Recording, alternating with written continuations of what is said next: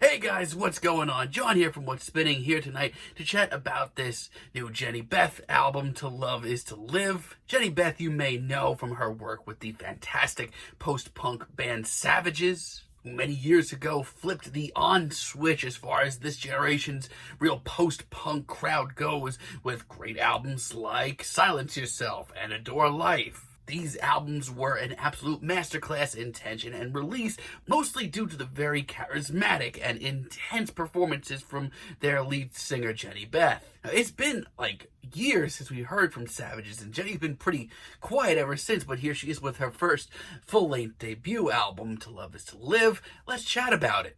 The album starts off with I Am, and it's a pretty far-out intro. It's very dreary, very dark, has this very intense spoken word portion by Jehnny herself. It's practically psychedelic at times, but it really works with her very intense style. I don't even mind that this track takes a while getting going. Hell, I don't really even mind the fact that a lot of her spoken word monologue from the beginning is repeated as this track goes on. She comes off very, very tense, very cinematic as well. Very tense performances continue with Innocence. Spoiler alert, this is a very tense album. It's also very explosive, much like the music of Savages. I also love the art rock passages on this track as Jehnny takes us through sex and religion and innocence, all things that have been pretty strong in her lyrical themes for years. But she pulls it off great. As a matter of fact, her very intense and grandiose personality transfers over pretty well to her solo music overall. On We Will Sin Together, I love this sort of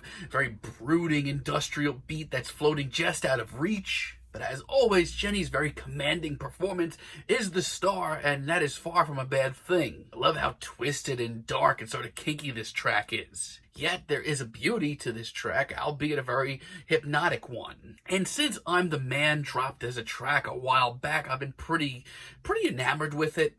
It's by far one of the more wild and noisy tracks here, and especially one of the more powerful tracks, but it's also a great summation of like every lyrical and musical theme that Jehnny touches down on here. It's intense and loud and once again, pretty industrial at times. But it's never sloppy. Jehnny never really doesn't come off as focused. And the final dreamy minute leading up to that one last release is absolutely game-changing. Now, there are some moments on this where I still think Jehnny's kind of finding her solo sound. Maybe this album got a little bit too artsy. Flower, since it originally dropped a couple of weeks back, has lessened on me. This one is a lot more art rock influenced, very slow paced, almost a little too much as far as I'm concerned. Some of the verses here I just feel like are very average, and I don't like what she's doing with their vocals on the chorus, to be honest. Compared to other tracks here, this is just much less impactful to me. And we have A Place Above featuring Cillian Murphy of all people, and in theory, this could have been a really cool track. But I don't know, for me, this track just sort of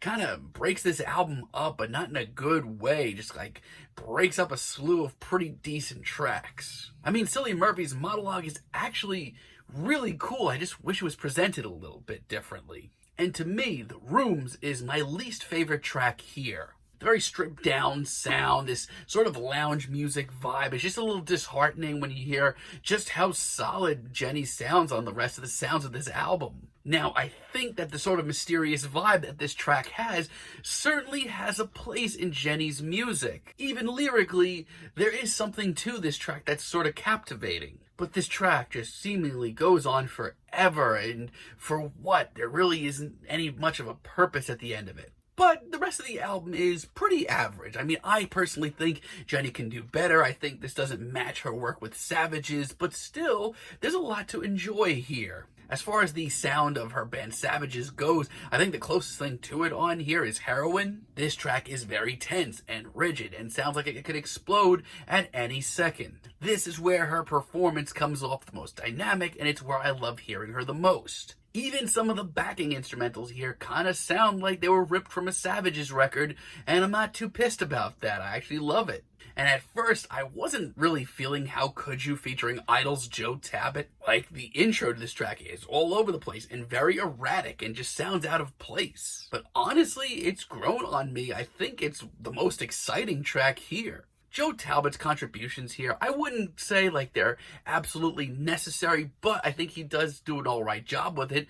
I think it fits in this album much more than what Cillian Murphy was doing earlier. No, this is a pretty wild track. But French Countryside, I really tried with this track. I kept coming back to it, thinking I was going to enjoy it more. And you know what? Her performance, Jehnny's performance here is very sweet, very tender, very likable. But as far as a ballad goes, this just isn't the way I really want to hear her go about it. I mean, as far as a sort of slow-paced, dreary, haunting track, I think this album's finale, Human, is much more impactful.